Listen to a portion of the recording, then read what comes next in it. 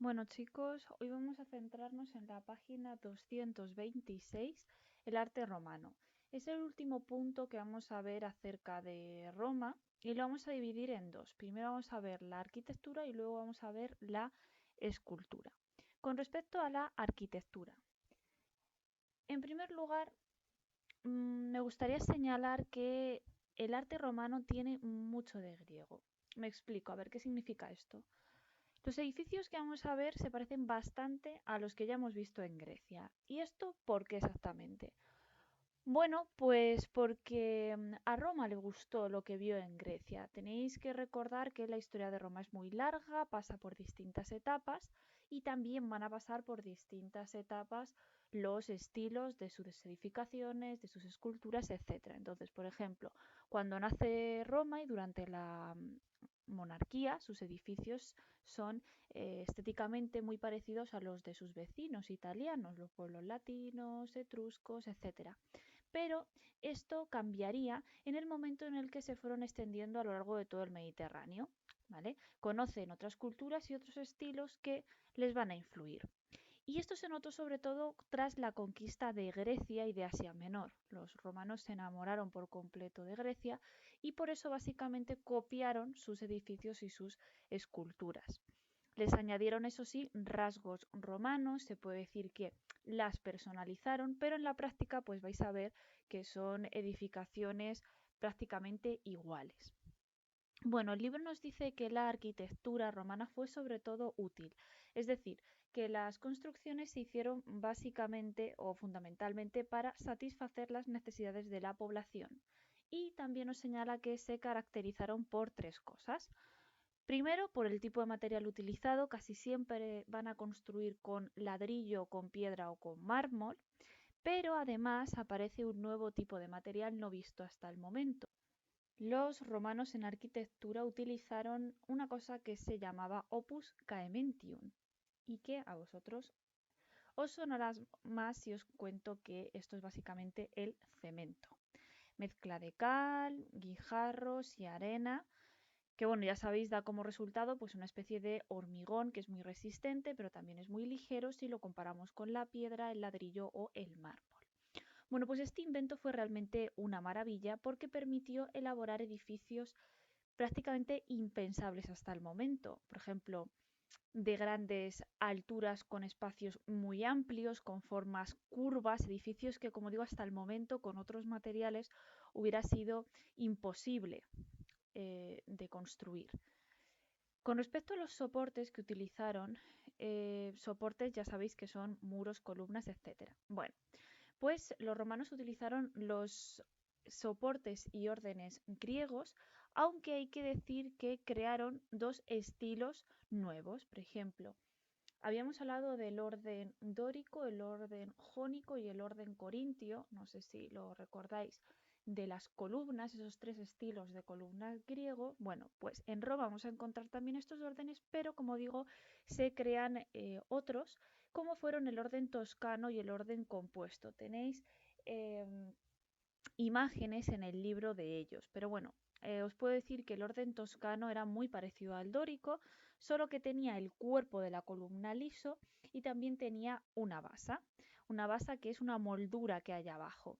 Y luego el orden compuesto era básicamente una columna que mezclaba dos órdenes griegos. Tenía hojitas decorativas, las hojas de acanto típicas del orden corintio, pero también tenía espirales como el jónico, esas espirales que os dije que se llamaban volutas. Bueno, por otra parte, ya hablando directamente de las cubiertas de los edificios romanos, pues son quizá una de las grandes diferencias con respecto a las cubiertas de Grecia. Si os acordáis, en Grecia os dije que se utilizaron sobre techos planos apoyados sobre columnas. Bueno, pues los romanos no se limitaron a las cubiertas planas, sino que utilizaron arcos, utilizaron también bóvedas y gracias al cemento fueron capaces de construir grandes cúpulas. Con respecto al tipo de edificios que podemos encontrar en Grecia, bueno, en el ámbito religioso el templo fue el edificio principal. Y los vamos a encontrar de dos tipos. Vamos a encontrar templos que tienen una planta rectangular y también templos que tienen una planta circular. Con respecto a la rectangular, pues esto que tenéis aquí sería un buen ejemplo. Como veis, es muy parecido al griego, pero aunque no lo creáis, es fácil de diferenciar uno de otro, porque los templos romanos tienen siempre una gran escalinata en la fachada principal y luego las columnas de los laterales están adosadas, es decir, que están pegadas al muro de dentro. No sé si os dais cuenta que en los griegos, este por ejemplo sería un recordatorio del templo griego, las columnas de los laterales no van pegadas al muro, es decir, que tú te podías dar un paseo por aquí y rodear todo lo que es el complejo perfectamente. Entre el muro y la columna hay un espacio, pero en los romanos no, están pegados a la pared. Y luego, como digo, otra diferencia es esa gran escalinata que hay solo en la fachada principal, ¿vale? Por detrás no hay ningún tipo de escalera. Y luego también, como digo, pudieron ser de planta circular. Este es el más famoso y es el conocido como Panteón de Agripa. Panteón significa todos los dioses, pan es todo y teo es Dios. Bueno, pues fue un edificio originalmente dedicado a todos los dioses, aunque luego se transformó para convertirse en iglesia católica con el paso del tiempo. Es cierto que no siempre ha tenido este aspecto, de hecho cuando se construyó era rectangular, luego sufrió un incendio y ya se reconstruyó con este aspecto que veis. Se considera a día de hoy una auténtica maravilla, es una obra maestra de la arquitectura y de la construcción. ¿Por qué? Bueno, porque es la primera vez en la historia que un espacio tan grande, porque estos son unos 44 metros de diámetro aproximadamente, se cubrió con un techo que es básicamente una cúpula. Un techo que por dentro, luego lo veréis, apenas tiene apoyos. No hay columnas centrales, no hay pilares, entonces es una cúpula gigantesca que si no llega a ser porque los romanos crean el cemento, habría sido imposible de construir con otro tipo de materiales. Además, en el caso de esta cúpula también se utilizó piedra pómez. La piedra pómez es una piedra volcánica que es muy porosa y muy ligera. No sé si habéis tenido la oportunidad de coger este tipo de piedra, pero no pesa prácticamente nada. Por supuesto, una de las características que tiene esta cúpula es que se embelleció después el hormigón con láminas de mármol, hoy apenas se conservan las originales. A ver si lo podemos ver. ¿Veis? Este es el interior. Y también se fueron sustituyendo por otro tipo de láminas, planchas de bronce, y sin embargo con el tiempo se han terminado también deteriorando, las han ido arrancando y al final se han ido colocando otras láminas de plomo. Esta cúpula, como digo, es tremenda, es más grande incluso que la de la Basílica de San Pedro del Vaticano, que seguro que la habéis visto en la tele. Y suele llamar mucho la atención eso que acabamos de ver en el vídeo, que es un agujero que se le llama óculo. No está tapado, sino que es un agujero abierto, pero tiene esos agujeritos, como veis ahí en el suelo, el templo para que cuando caiga agua por ese óculo, pues el agua se filtre, ¿vale? El agua se filtre y así el interior de lo que es el edificio no se inunde, ¿vale? Aunque es cierto que las gotitas que puedan caer pues realmente son pequeñas. Bueno, este vídeo es de un chico que he cogido por YouTube, ya habéis visto, y en cualquier caso hay un montón de vídeos acerca del Panteón de Agripa por si acaso quisierais profundizar un poquito más en el tema. Bueno, con respecto a los edificios civiles, la verdad es que los romanos construyeron unas ciudades impresionantes y los edificios que las decoraron solían cumplir tres objetivos. Unos eran edificios, como he dicho, para embellecer de por sí la ciudad. Pero luego había otras edificaciones que era para mantener la ciudad bien comunicada, bien limpia, bien cuidada, y también había otras edificaciones destinadas a satisfacer las necesidades de la población. Bueno, vamos a ir viéndolas uno por uno, si os parece. Por ejemplo, para satisfacer las necesidades de la población, pues todas las construcciones públicas estarían aquí metidas, todas las construcciones privadas que se necesitarán para administrar la ciudad o para el ocio de la población, por ejemplo, basílicas.